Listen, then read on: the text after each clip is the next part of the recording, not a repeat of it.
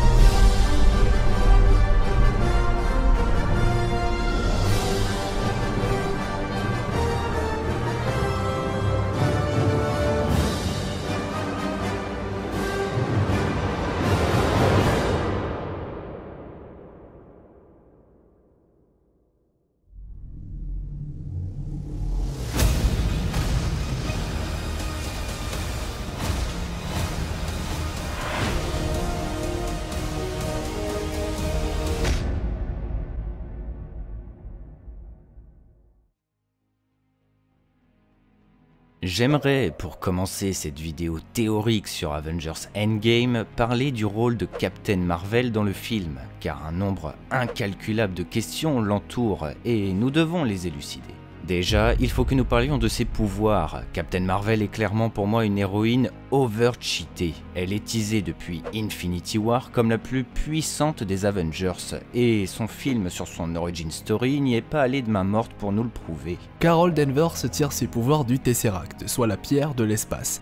Et de ce qu'on sait, elle peut voler à travers l'univers, détruire des vaisseaux rien qu'avec son corps, elle est également chargée en énergie photon, et tout ça est dû à son accident suite à l'explosion du moteur supraluminique créé par Marvel.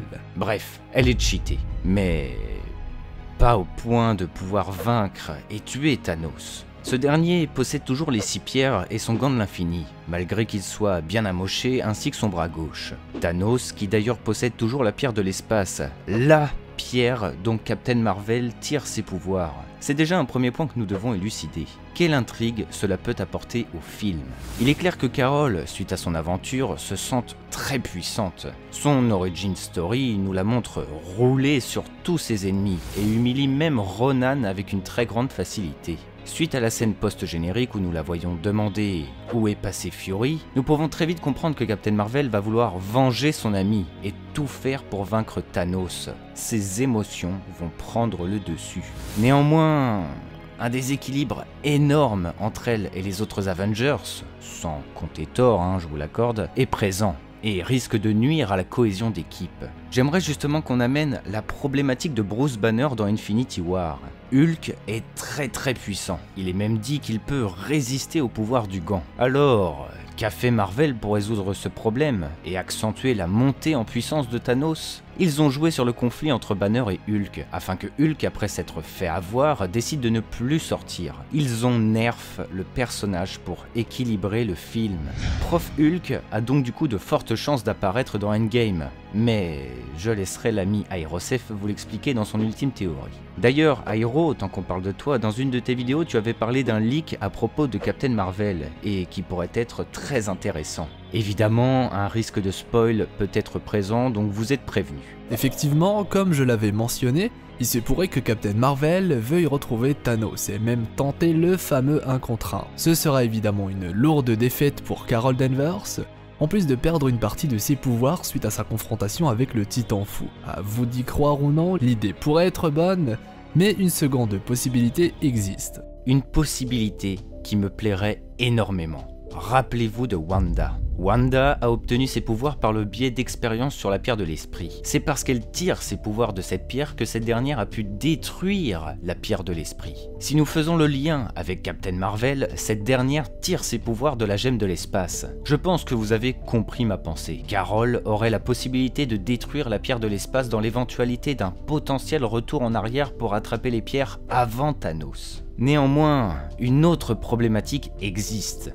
Les pierres correspondent aux 6 singularités de l'univers, soit les lois naturelles qui la composent. Quelles conséquences pourrait avoir cette action? Quand Wanda a détruit la pierre de l'esprit, nous n'avons pas vu ce que cela pouvait engendrer, car Thanos est revenu immédiatement en arrière via la pierre du temps. Mais il se peut que détruire la pierre de l'esprit ait effacé ses pouvoirs puisqu'elle en a détruit la source. Il se peut que ce soit la même chose pour Captain Marvel. Si elle détruit la pierre de l'espace, cette dernière pourrait subir une perte conséquente en termes de puissance. Et malheureusement, je ne pense pas que ça soit une bonne idée pour un personnage qui vient d'être introduit dans le MCU. Sans compter les conséquences que pourrait subir l'univers à cause de cette destruction.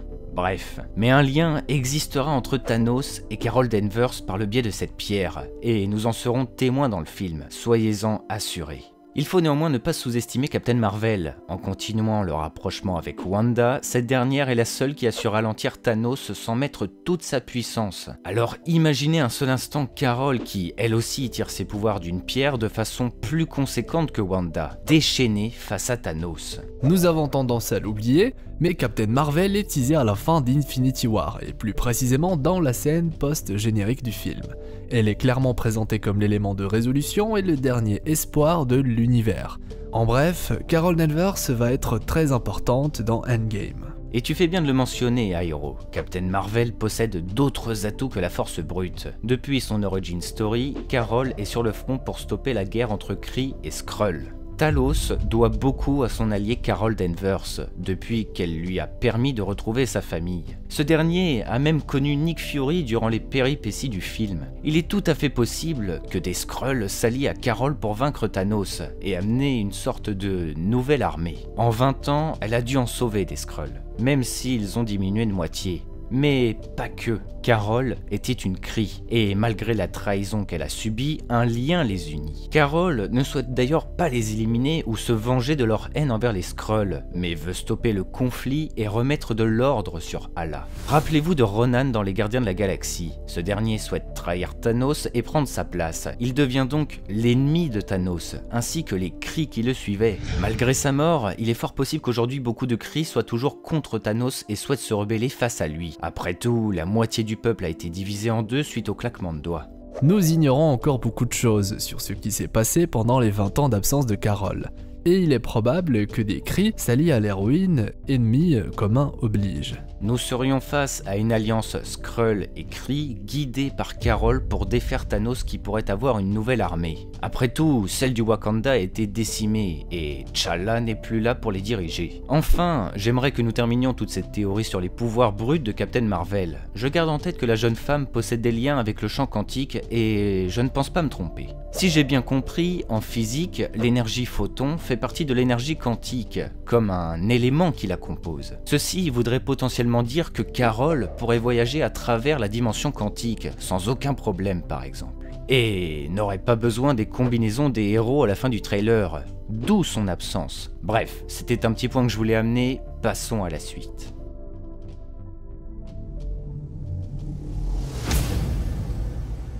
And then what? I finally rest and watch the sunrise on a grateful universe. The hardest choices require the strongest wills.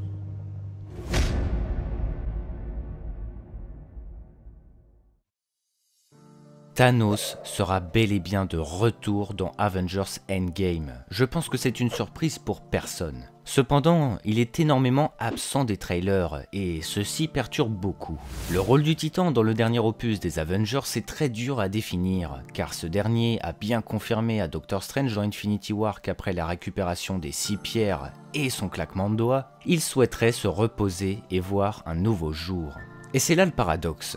Thanos a gagné et a terminé sa quête. Il n'y a aucune raison pour qu'il revienne, et pourtant... Avengers 3 s'est terminé sur un Thanos will return, ce qui prouve bien que le troisième opus des Avengers était d'une certaine manière centré sur son personnage et qu'il en sera de même pour Endgame.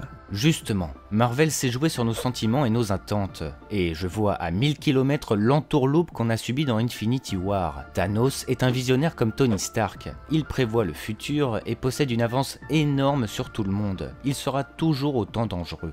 Thanos est apparu qu'une seule fois dans les trailers, et encore. Nous n'avons vu que son bras gauche qui tient normalement le gant de l'infini. Ceci n'est pas anodin car Thanos a subi de lourdes conséquences suite à son action, et son bras gauche a énormément été touché, tout comme le gant. Et oui, si le Marvel Cinematic Universe prend le temps de le souligner, c'est que c'est important, et ici cela renforce clairement l'idée selon laquelle le Titan fou est affaibli.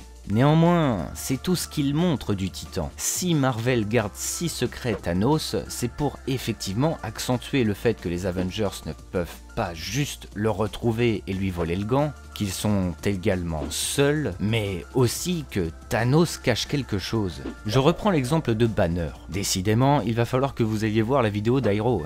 Banner est également énormément gardé secret dans les trailers. On ne le voit que très peu de fois et c'est justement car Marvel souhaite garder des informations secrètes. Je pense que vous avez deviné l'idée. Bref, nous ne savons rien sur Thanos à part qu'il se repose à l'abri de tout le monde et qu'également il sera équipé d'une très lourde épée. Mais pourquoi cela? Cette épée était apparemment teasée depuis Infinity War, mais Thanos n'en a pas eu besoin, car effectivement il possédait les pierres et son gant. Donc pourquoi apparaît-elle seulement maintenant? Je pense personnellement que Thanos va moins utiliser les pierres que dans Infinity War. Ce dernier a conscience de l'implication et de la nature des pierres. Et que les manipuler à tout bout de champ peut chambouler l'équilibre de l'univers. Thanos possède à la base un but sain et veut seulement relancer la vie. Ce dernier ne souhaite d'ailleurs pas tuer tout ce qui bouge, au contraire, regardez comment il épargne les Avengers, ou encore Tony car Strange lui a proposé un marché. Le Titan fou n'est pas là pour semer la zizanie, mais restaurer l'univers quel qu'en soit le prix. Pour en revenir à l'utilisation de son épée, il est clair que Thanos ne possède plus qu'un seul but aujourd'hui, cacher les pierres. Pourquoi prendrait-il le risque de les utiliser au risque de les perdre, et donc d'annuler tout ce qu'il a achevé? Rappelez-vous comment il a failli tout perdre dans Infinity War. Thanos est très intelligent et ne se fera pas avoir si facilement. Enfin, j'aimerais revenir sur la pierre de l'âme et donc, du coup, Gamora. En effet, pour ceux qui ne le savent pas, Gamora n'est pas réellement considérée comme morte, et pour cause, cette dernière est prisonnière de la gemme de l'âme. Comme montré à la fin d'Infinity War, Thanos peut toujours entrer en contact avec elle, de par son sacrifice. Et elle va avoir un sacré rôle à jouer. Si nous nous rappelons de la scène où elle communique avec Thanos, Gamora lui fait la morale en lui affirmant « Est-ce que tu l'as fait ? Et combien ça t'a coûté ?» Gamora est présente pour créer des remords à Thanos et jouer sur ses sentiments. Nous savons que le sacrifice de Gamora lui a coûté et la jeune femme sait ce qu'elle doit faire. Je pense qu'elle gardera même un rapport avec la pierre de l'âme après Endgame. Nous en reparlerons dans une prochaine vidéo, mais il y a ici un moyen de faire évoluer Gamora en quelqu'un de plus puissant. Petite mention honorable à Adam Warlock qui avait à la base ce rôle dans les comics. Après tout, il est bon de parfois se rappeler des origines du MCU, l'inspiration peut alors exister selon différents niveaux.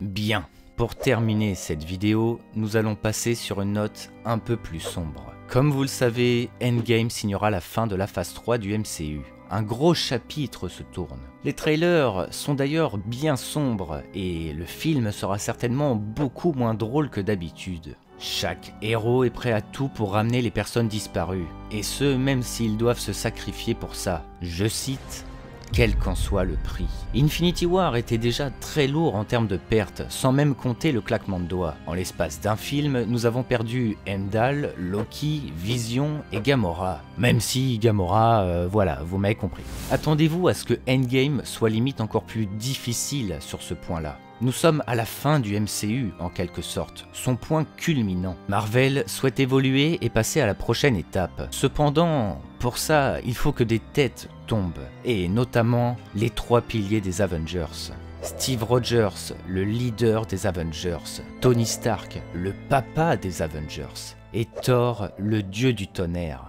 Alors calmez-vous, je sais que je suis dur, ils ne sont pas forcément obligés de tous mourir dans Endgame, mais attendez-vous à ce que des héros disparaissent, surtout eux. Il est clair que Steve Rogers commence à s'essouffler, le héros est le plus vieux des Avengers et il est présent depuis le tout début de l'aventure. Steve est prêt à se sacrifier à n'importe quel moment pour le bien de tous. Endgame pourrait signer pour lui une fin des plus honorables. Qu'est-ce qui pourrait appuyer tout ça? Déjà, la présence importante de Peggy Carter dans les trailers. Peggy apparaît 2 fois dans les trailers d'Endgame. La première fois par le biais de la boussole de Steve et la seconde fois avec des paroles provenant du soldat de l'hiver tout en terminant sur la scène de son enterrement. Il est évident que la fin la plus douce pour notre cher Captain serait de retrouver Peggy dans le passé, pour terminer ses jours avec elle comme nous montrait sa vision dans Avengers 2, qui pourrait être prémonitoire comme j'avais dit dans une précédente vidéo. Dans tous les cas, il y a de fortes chances que Steve nous quitte après Endgame. Ce dernier pourrait se sacrifier pour donner la victoire aux Avengers, comme un martyr, avec à la fin un enterrement des plus honorables pour ne jamais oublier Captain America.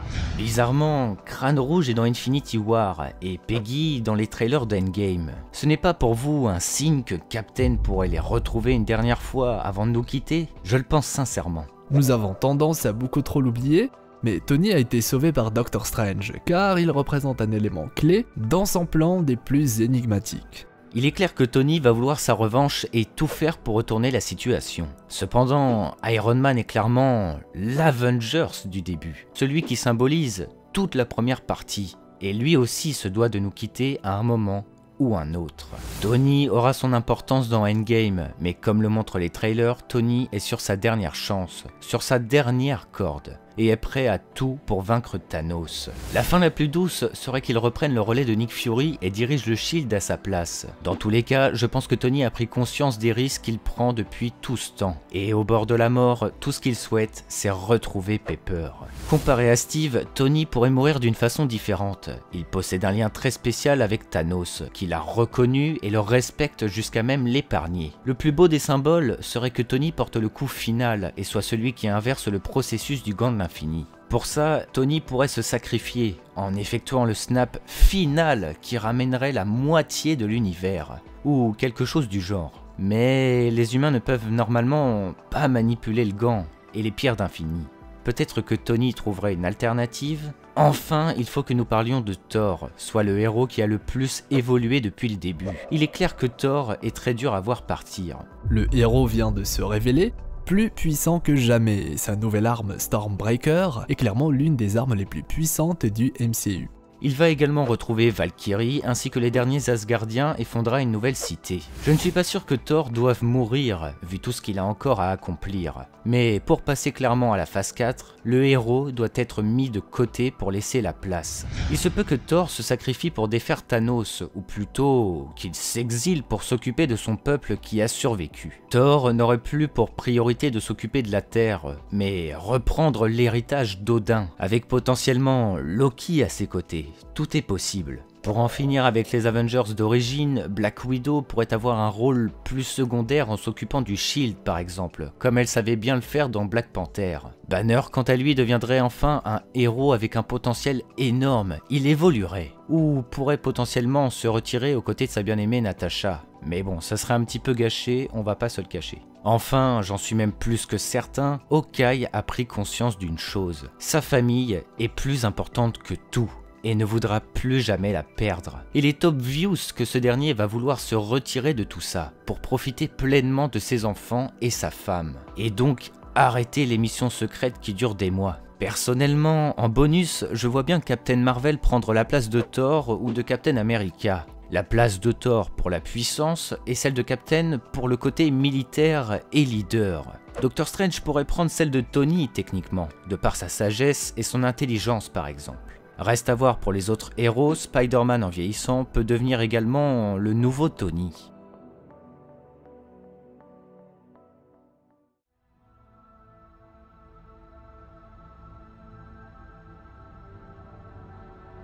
Je pense qu'Endgame va réellement me chambouler. C'est quand même un gros cap de la chaîne depuis le temps qu'on en parle, mais c'est aussi également une saga qui m'a permis de me faire connaître. J'ai très peur de me faire avoir comme dans Infinity War, car Marvel est capable de tout, donc il faut voir toutes les options.